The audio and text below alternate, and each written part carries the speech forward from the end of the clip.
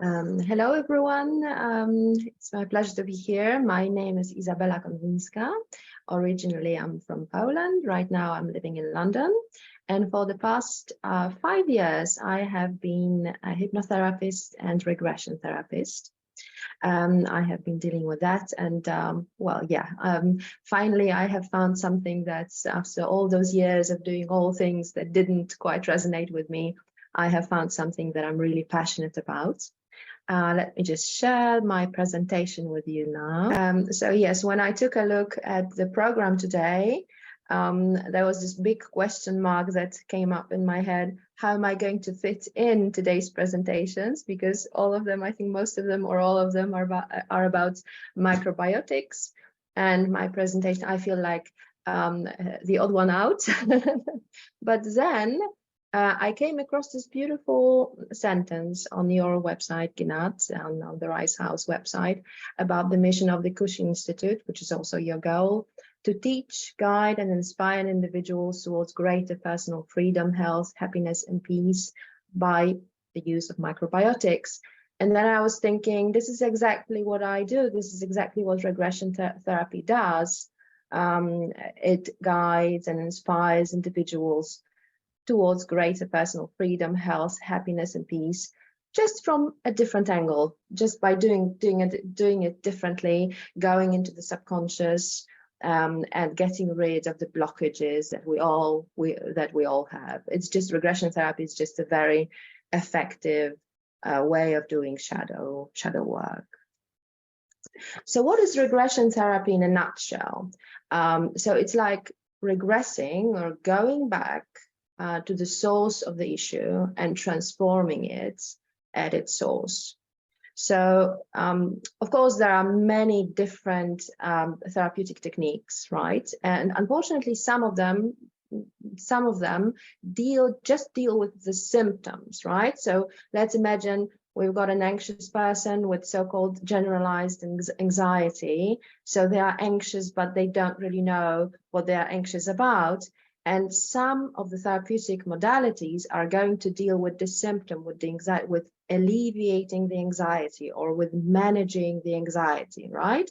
This is not what we do within regression therapy, because we go with the notion that if we go back to the source, if we discover the source of the issue, any emotional issue, right, and we transform it at a deep subconscious level, then the symptoms are going to disappear. And this is actually what usually happens, right? So somebody might ask, so why don't we just do it? Because it's just so logical. It sounds so easy, right? Why don't we do it? So we don't usually do it, especially within mainstream modalities, because talking about something that is hidden deeply in the subconscious from the conscious level is very ineffective. It takes ages, and sometimes even it's not really possible, right? Because most of the time the source of our issues are deeply ingrained in our subconscious. So how do we do it within regression therapy? Within regression therapy, we utilize a beautiful state that is the state of deep relaxation, which is hypnotic trance, which is the same as the state that we reach in meditation. This is just this beautiful meditative state in which something magical happens and our mind begins to work in a different way, right? We somehow are able to bypass the rational mind, and we are able to access the memories that we have forgotten. We are able to connect to dots that in our conscious mind are totally separate thing, but now we understand that they are somehow connected. So we utilize this beautiful, deep, relaxed state in order to, as we say, follow the client's energy to the source of the problem, because it's actually the client or the client's subconscious that knows where the source of the issue is, right? So obviously regression therapy, there are different names, you know, there are different modalities and different approaches within regression therapy field. And fortunately, in 2006, I think, the Earth Association for Regression Therapy, this is the International Association for Regression Therapy, came into being, and they have come up with international standards. And this is really very good because I don't know if you know that regression therapy was quite popular in the 70s. And there were a lot of controversies around it, because it's a powerful tool, but you need to know how to do it, how to use it, not to harm the client, but to benefit the client, right? And what the Earth Association did, they came up with quite a few standards. I'm not going to go into details, but just about the most important ones. So one of the most important standards for doing regression therapy, in my view, is that a session is not just exploring our memories, our associations that we've got in our mind, but also transforming, right? So some regression therapies just explore past life, or just explore some memories from childhood. And it can be beneficial, because whatever we bring out from the unconscious to the conscious, of course, if we become conscious of something, it is going to be beneficial, but it is even more beneficial if we do proper transformation, also on a deep subconscious level. And we do this transformation with the use of all kinds of techniques. First of all, what we use is just what's it called? Active imagination, Jungian active imagination, right? And the imagination, of course, is a very powerful thing. And with the use of our imagination, we can actually introduce new, more beneficial programs, so to say, into our minds and energy. So both exploring and transforming is very important.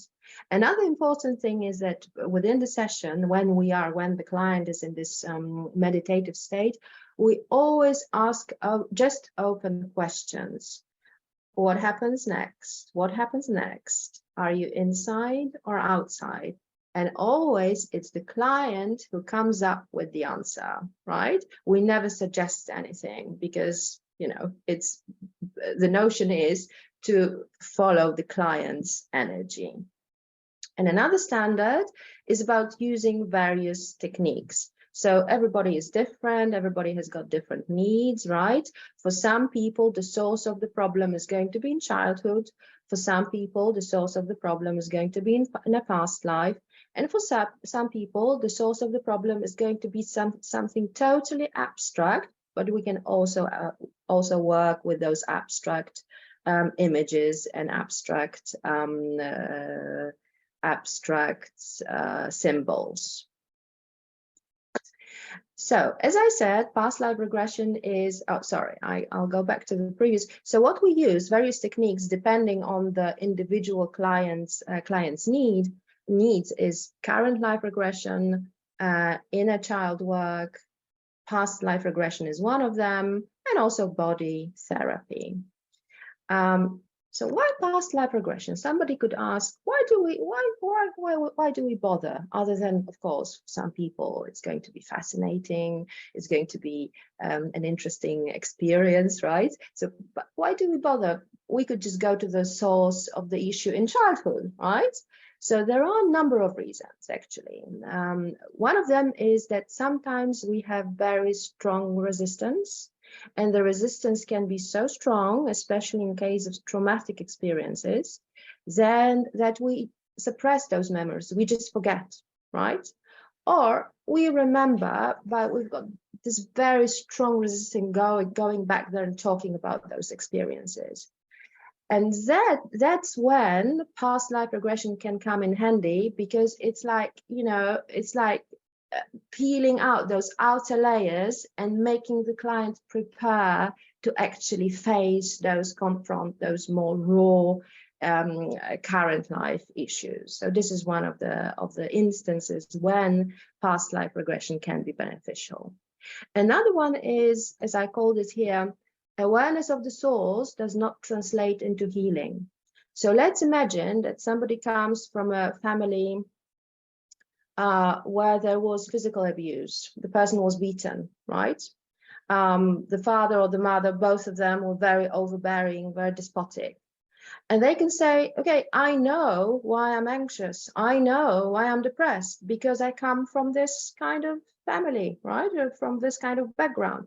But the awareness of it doesn't necessarily translate into being able to function in a different way, into being able to react in a different way, right? And this is when past life regression, which is more symbolic, can come into can be very beneficial, right? And another case is, as I called it here, intangible source of the issue. So let's imagine that someone comes from a family where on paper everything was great. It was a great childhood, right? But somehow they met their needs weren't met. And it was more like it was not so much about the things that happened, bad things that happened. It was more about the things that didn't happen. Like there was no mirroring, there was no deeper connection, you know, the kind of connection that the child needed. And because that person doesn't have anything to, knows just this and doesn't have anything to compare it with, so to say, they might think, what's wrong with me? Yeah? I had perfect childhood. So that's when past life regression as well can come in handy and be this magnifying glass. That's why I put a magnifying glass here, because past life regression, the symbolic story, you know, can be a magnifying glass that can help us to really pinpoint and gain the insight. Okay, so that's what was wrong. That's what I'm struggling with, right? So when it comes to past life regression, there can be at least two perspectives on this technique, right? One is going to be esoteric. So we really believe that those past lives are our past lives. So we're talking about karma, reincarnation, and this is our soul's journey.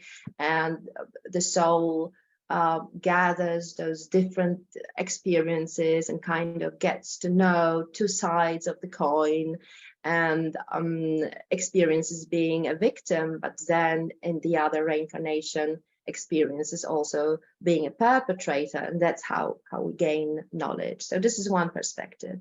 Another perspective is more scientific, symbolic, is just treating those stories as very symbolic stories, as a symbolic story that our subconscious is giving us for us to be able to tackle the issue. And it really doesn't matter from the point of view of the therapy, it really doesn't matter which perspective is our perspective, right? Whether we believe in those, this is our past life, or we don't believe, it doesn't really matter, as long, of course, as there is some kind of openness. Yeah, because I had instances when people came and they were trying to persuade me that past lives are not real. If there is no openness, kind of, it's not going to work. But if you are skeptic but open, it can work beautifully. If somebody, and people sometimes ask me, do I believe in past lives? I would say that, of course, I usually answer, it doesn't matter. It matters what you believe in. But if I was to answer here, I would probably say that I'm somewhere in between. I think what happens during a session is that we somehow, you know, because we are, quantum physics says we are one, we are everything, we have been everything, you know, there's this big recycling of consciousness and energy. And what I think is we just tap into the stories of life that perhaps really happened. It might not be our personal lives, but maybe our bits and pieces were somewhere there, you know, energetic bits and pieces. Who knows? Perhaps we will find out one day. Talking about those two perspectives on past lives, I think it would be worth to mention two very interesting characters. One of them was Ian Stevenson. He was an American psychiatrist who was the founder of Division of Perceptual Studies at the University of Virginia and investigated paranormal phenomena. And he investigated over 3,000 cases of children who claimed to remember past lives. And at the end of the research, he came to this conclusion that, yes, he strongly believes that apart from genetics and the environment we are brought up in, past lives might be the third element that strongly influences our lives, the way we function. And another interesting character is Brian Weiss. He's an American psychiatrist and hypnotherapist. And as many hypnotherapists, he has been using regression. And some time ago, he only used childhood regression until he had a very interesting and very difficult client called Catherine. This is probably not her real name, but this is how he called her in his books, Many Lives, Many Masters. I strongly recommend this book. Very, very interesting one. So there was this client called Catherine, and she came, and working with her was very, very difficult. She had lots of blockages, lots of phobias, you know. And there was one very lucky incident. At the beginning of one of the sessions, Brian Weiss instructed her, put her under into the hypnotic state, and instructed her to go to the very first time she experienced some kind of fear. And he forgot to say, in your life or in your childhood. He just said, go to the very first time you experienced this fear. And she spontaneously went into a story of a past life. And he went along with it. He followed her energy and started working on past life with her. And that was a big breakthrough for this lady. And she started healing very, very quickly. And this healing journey is described in the book, Many Lives, Many Masters. What can be addressed with past life regression, with regression therapy in general? Generally speaking, any emotional issue, right? Any emotional issue, anxiety, depression, repetitive patterns, you know, those situations when we've got a feeling that, oh, I seem to attract the same kind of romantic partner, let's say, or I seem to attract the same type of trouble all over and over again. There's always a reason, and the reason is usually deeply hidden in our subconscious. Triggered emotions, when we feel that our emotions are kind of too strong in the particular context, right? They get triggered, then it's a sign we need to kind of investigate into the real source of the emotion. Feeling stuck and uninspired. This is a big one, actually, because it sounds so wishy-washy, but you know, I think that all of us, perhaps most of us, know that sometimes we go through those phases in our lives when we just feel stuck and uninspired. And commonly people just kind of explain it away, and they say, well, this is life, this is how it is, you know. No, our life is supposed to be full of passion, full of enthusiasm. If we feel like this for a couple of days, that's fine. But if we feel like this, stuck and uninspired for a longer period of time, then it's really worth investigating what's kind of blocking us, where we are not in touch with ourselves, right? Relationship issues, obviously, and also unexplainable somatic symptoms. Because of course we go with the notion that we are, you know, holistically, we are one, our body, mind, emotion, everything. And especially in case when doctors say, we've got some kind of pain, for example, and doctors say, there's nothing wrong with you, everything is fine. Okay, but I've got this pain. So we can investigate through going into our subconscious and seeing where in the subconscious, where in our energy, where in our emotions, the source of the somatic symptom is. So what is the structure of a session, in case you wonder? A typical session takes about 2 hours. Of course, it can be different because everybody is different, but around 2 hours. And it begins with induction, because we need to kind of close down our eyes and go into this deep meditative state. And one way of doing it is just hypnotic induction, which is like guided meditation. And at the end of the guided meditation, I usually tell the client to either open a door or draw back the curtain or go through a mist behind which there is a past life that is the source of the particular issue, right? And once the client is over there, behind the mist, behind the door, we start interacting. I start asking very simple, open questions, and the client tells me the first thing that comes into their mind. And that's how we kind of follow the story. So then the second part is exploring the story, exploring the whole story of a past life. And you know, sometimes those stories are very intricate, very complicated. Sometimes not. Sometimes it's just literally one very strong, very symbolic scene, and we know what it's all about. We know what to work on, right? A very special moment within exploring the story is the moment of death, the death point in the past life. This is a very kind of spiritual moment when we leave this plane and go into the spirit realms. And many clients, and this is my experience as well, but many clients have reported that after a few past life regression, it's almost like their attitude towards death shifts.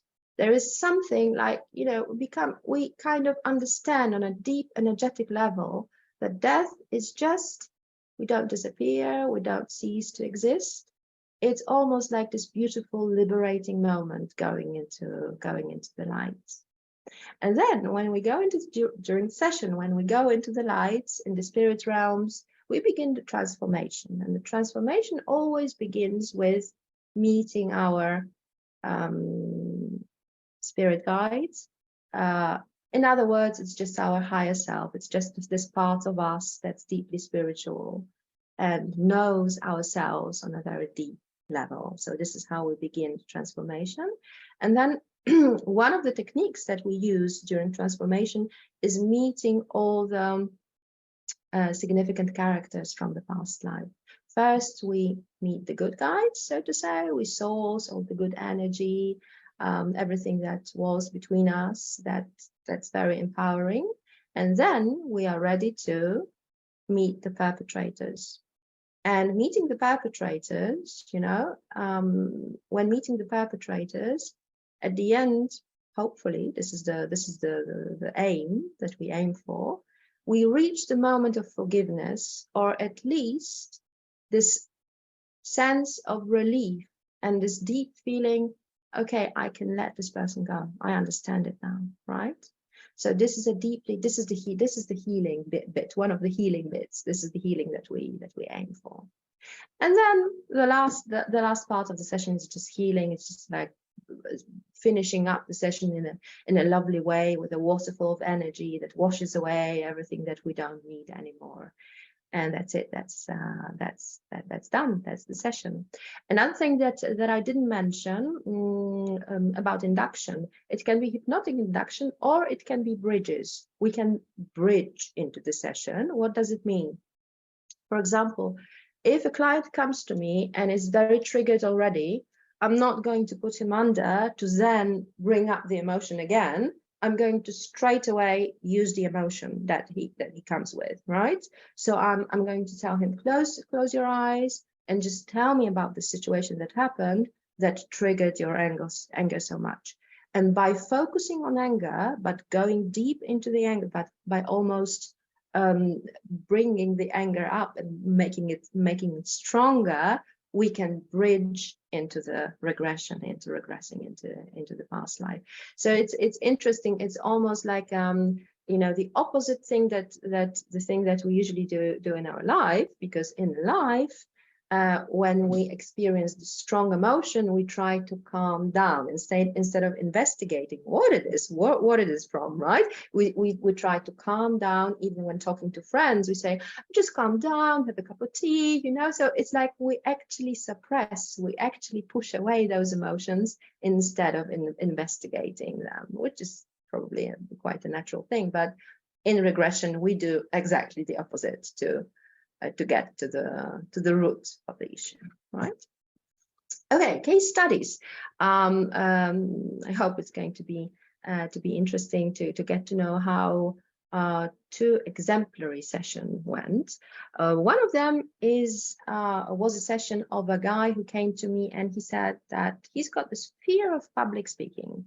He needs to speak in public regularly at work, and he's got this icky feeling, you know. So when we investigated, yes, it's a fear. Okay, it's a fear of public speaking. All right.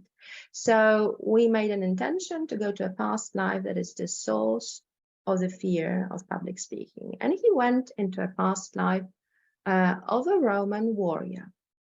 And it was an interesting one because when we explored different events, he was just like, yeah, I don't know. I just know that I'm a Roman warrior. I'm a Roman warrior, you know. And it was just like this, you know. Okay, there's a woman, I like her. She's got a partner. There was not so much of a story, and this is a good illustration of the fact that, you know, people sometimes after reading, they have read books by Brian Weiss, books by Michael Newton, and they come and they expect the story to be like a Hollywood movie. So sometimes it is like a Hollywood movie, but sometimes it's not, right? And in this case, my client at a certain point, he just almost like stopped with his eyes closed. He stopped and he said, listen, I just know what's the most important here, right? The most important thing here is that there is this lady, I'm in love with her, she's got a partner, and I scheme and plot, and I cause this partner to die in a horrible way as a gladiator in the arena, whatever the story was. So that was it. We actually knew what was the most important in that life, and we could go on to the transformation part. And it was really interesting in the transformation because when I asked him to meet the lady with whom he was in love, he saw her as very big and himself as very small. And he said, it's like, I'm not worthy, I'm not good enough, I'm not worthy to speak to her. So I was like, okay, what do we do? So I asked him, just ask your spirit guide what to do in this situation. What can you do to be able to speak to this lady? And he said, oh, I see an owl. I don't know how it is for you, but in the Polish culture, an owl is a symbol of wisdom. So he jumped to the conclusion, you know, he immediately drew the conclusion, okay, I need to go to school. So I was like, okay, just go to school. You know, this is a good illustration how we use the active imagination, right? Whatever client needs, just go to school and tell me what's happening in school. I'm sitting, I'm learning, you know, there's my spirit guide writing something on the blackboards, right? So I said, okay, just fast forward to the end of the year and just see what happens, right? And he was like, oh, it's really good. I get this certificate with a big fat A on it. I did really well. So I said, okay, so just go back to this lady and just see what happens now. And he said, okay, now we are the same size and we can talk to each other. And there was the whole conversation, you know, that took place. And actually the insight that he got from this session was that you cannot make anyone love you. You cannot make anyone like you. You can just present yourself as you are, and let the other person decide whether they are going to love you and like you, you know. And from the rational level, we could say, okay, yeah, it is like this. We all know this. But the characteristic thing about this work is it's not just knowing from the rational perspective. It's also embracing the insight emotionally and energetically so that it really sinks in, right? So that was one of the case studies. The other one was a lady who came to me and she said, okay, I've got problem with sleeping, trouble sleeping, not so much with falling asleep, but with waking up. And very often, if I wake up, it doesn't happen every night, but if I wake up, I always wake up at 4:30. Right, so we were okay. This is mysterious. So let's investigate. Let's see what happens, right? And she went into a story of a girl who was born. She was an extramarital child. She was a child of an aristocrat who had an affair with a servant, and the servant had a baby. This girl, And unfortunately, the mother died at the birth. So then the girl was just all alone. I mean, the father took care of her, sent her off to boarding school, but didn't connect with her on an emotional level. And the girl, at a certain point, quite early, she developed cancer. It was bone cancer. And when the father got to know about it, he took her into her home, but still she was in the room alone all the time. And when she died, she was just looking out of the window, and there was this bird in the tree, and that was her only companion. And it was just very, very lonely. And at the end of this life, I was like, because I was thinking, okay, what does it have to do with her waking up at 4 o'clock, 4:30 in the morning, right? So I asked her the question. This is a very good example of that sometimes, the therapist doesn't know, but the client knows, right? So I asked her the question, so, okay, what does this past life have to do with you waking up at 4:30? And she said, well, this is the time when I died of lack of love. So she knew straight away what was the link between the past life and the current life. And for this particular client, this session was almost like opening the possibility of healing, because she realized within this session, that also in current life, she misses connection, she misses love. There is a lack of love and connection with people. And she started working towards getting rid of all the blockages that were blocking her getting that connection and love. So this is a holistic method, and it's not just a word. It is really a holistic method, modality that treats us as a totality. It involves mind, emotions, body, soul. When it comes to mind, it's kind of minimized, but we do address the mind as well, because from a cognitive level, we need to understand what's going on in the session and what the insights are. So I would say that the mind is involved before the session and after the session, a little bit at the end of the session as well. But before the session, when we talk about the problem, and after the session, when we kind of draw conclusions that the client can incorporate into their lives.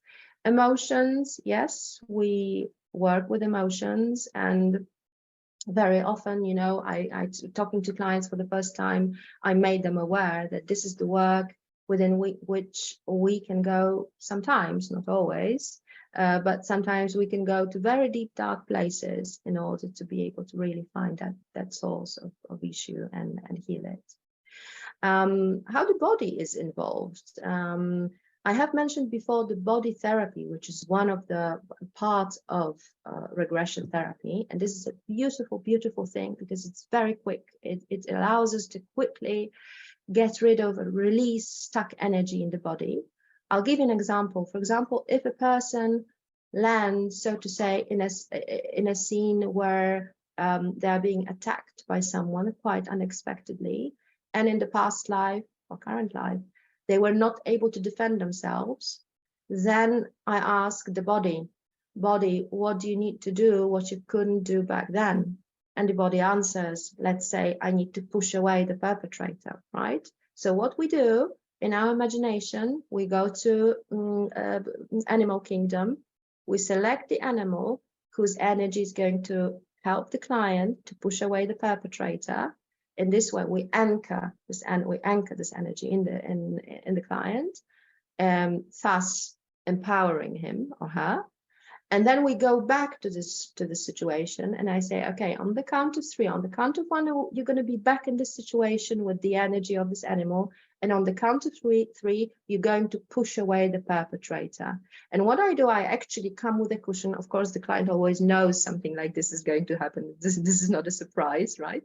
I come with a cushion, and the client really actually has got an opportunity to use the physical strength, power, and push away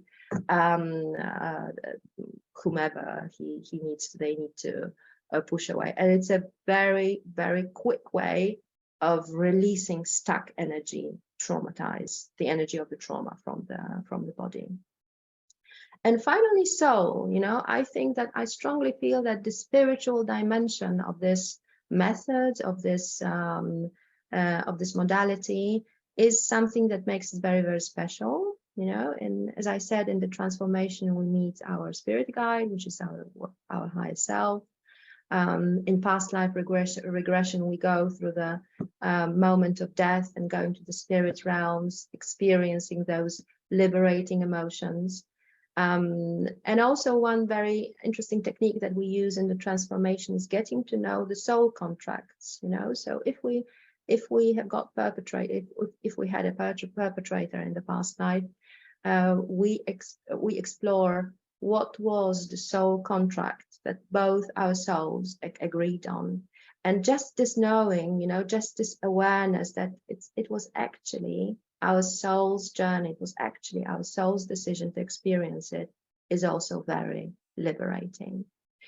I think I'm more or less finished. Here are the links. There's the link to my website if anybody is interested. And also, I would like to recommend to you, if this topic sparks interest, I would very strongly recommend a film that is available on YouTube. It's called Why Regression Therapy, and it's made by the Earth Society Association. It's a very, in my opinion, it's a very interesting movie. That's exactly the movie that inspired me to start learning and do the course in regression therapy. And yeah, I think it's very inspiring. So that's it from me. And if anyone has got a questions, I'm done with my presentation. Thank you very much. So of course I have a question. Yeah. I take the opportunity to jump in quick. I did a therapy with you. Thank you very much. And I've done some other ones. And part of me is can easily respond to suggestions and follow directions and feel myself, whatever. And there's part of me at the same time is saying, yeah, right. You know, I don't have to really answer. I mean, I'm answering because I'm a good girl. And I could just as well not. Does that make sense to you? It's like, what is the other part that doesn't want to answer? Do you know why it doesn't want to answer? Well, it's some resistance or some resistance. Yeah. Better than, or yeah. I know better. Well, my answer to that is that resistance. There's always a in every healing process, in every therapy healing process. There's always a resistance, and we need to accept it, and we need to work with it, right? And also, you know, I think that because we did one session together, and I think in my experience, you know, what happens is that the first session might be, for some people, might be a bit difficult because they need to develop trust both towards me as a therapist, but also towards the process, right? And once they have experienced one session or two sessions, or sometimes 3 sessions, and they kind of know how the process goes, and they start seeing some therapeutic benefits, they open up more and more. So this resistance just goes gradually, I would say. Well, thank you. That's good.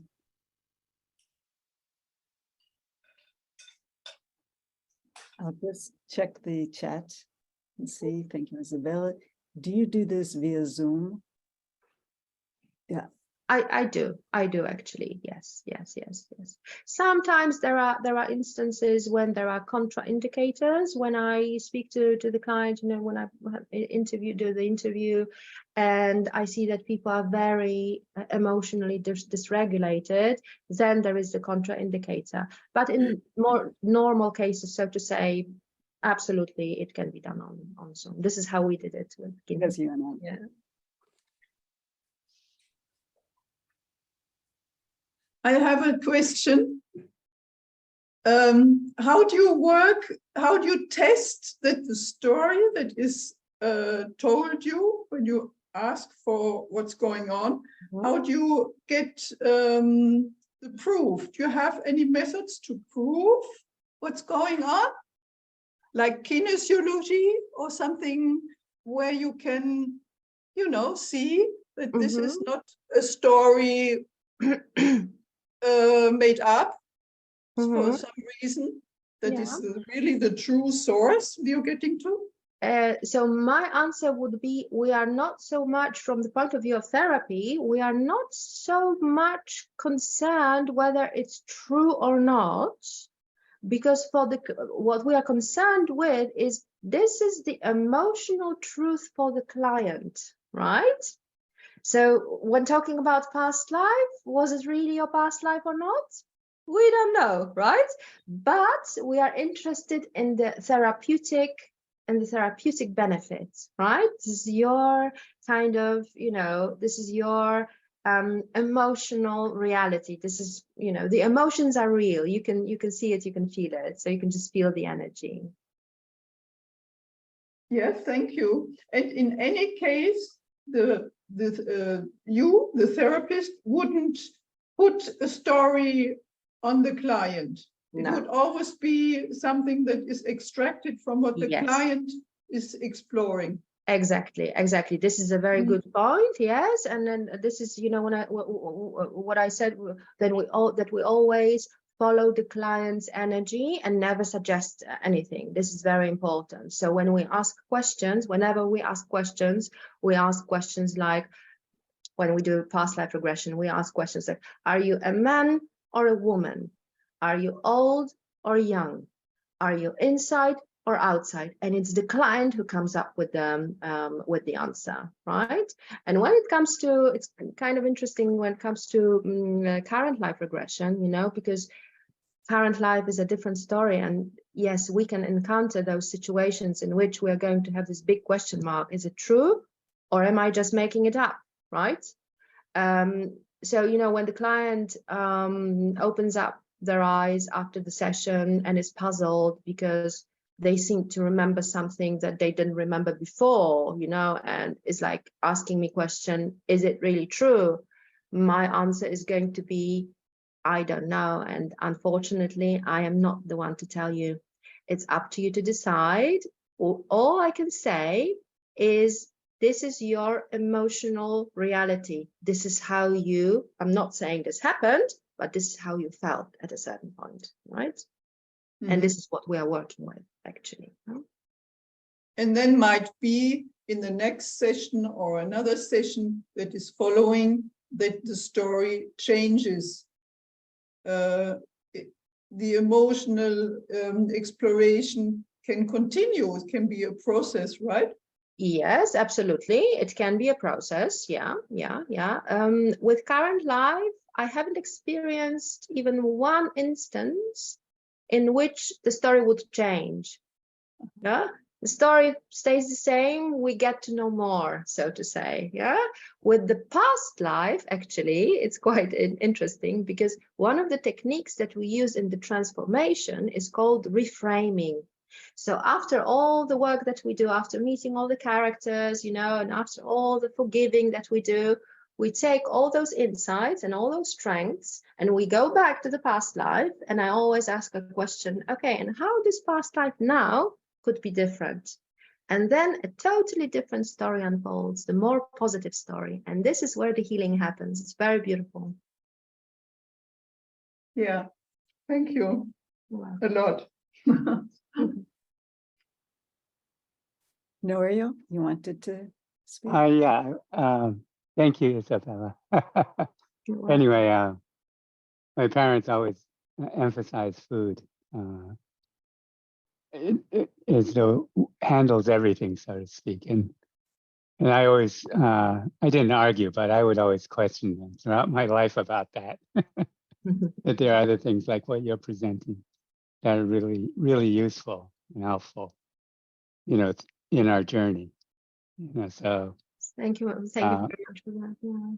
Yeah, and so you made a comment regarding pain or resistance, I guess it was that you said. And what I found with regard to the resistance or pain that I've encountered going through life is that it's not the pain or suffering is, I discovered, is that it's not the story that creates the pain of this. it's the resistance to the story. Yes. And when we can really look at the story without, when we can understand the pain Yeah. and just look at the pain without the story, Yeah.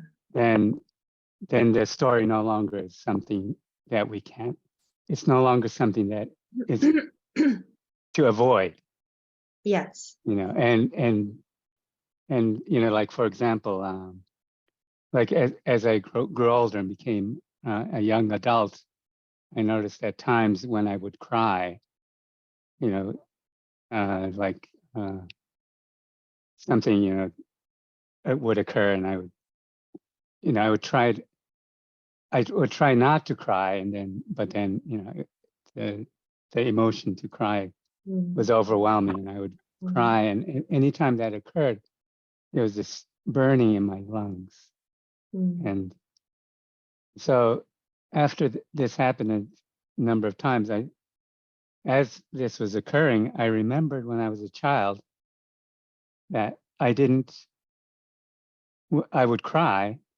you know, many times, in different circumstances I would cry, but there was never any burning in my lungs.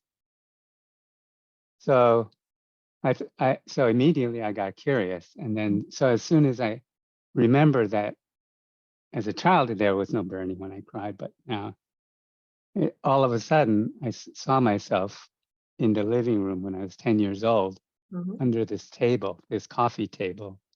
My parents were there, my grandparents were there, and I was really upset and crying underneath this coffee table.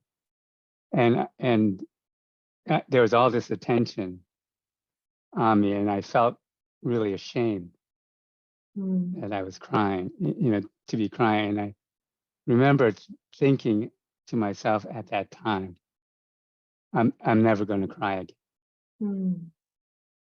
And once I saw that, I said, oh, that's a crazy thing to think. There's nothing wrong with crying. Yes. And so after that, then now I can cry and it doesn't burn at all. It feels actually feels, you know, there's a release, a nice release from the crying.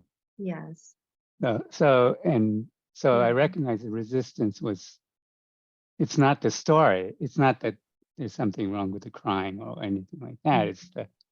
It's the resistance and when I saw that, when I recognized that resistance wasn't there before, it was then the memories associated with that just came up from the subconscious to the conscious. And it was, you know, I was able to see there was a deep recognition and understanding. Thank you very much for sharing that. I think it's a very interesting example of spontaneous regression that you did, right? You just, you went into the pain, and there was this memory that came up, and once the memory came up, you could let go of the pain. So that's beautiful. Thank you. Yeah, and my mother, when I was a small child, when I was 4 years old, told me to follow my feelings. And what that really means, another way of putting it, is to follow your heart, and not the intellect. And so and I understood completely what she meant, because that's the way she lived. So that really, I feel that I was blessed to be able to navigate life that way. Although, of course, intellect is we're conditioned to really focus on intellect in our society today, in our culture today. And so, of course, I couldn't avoid being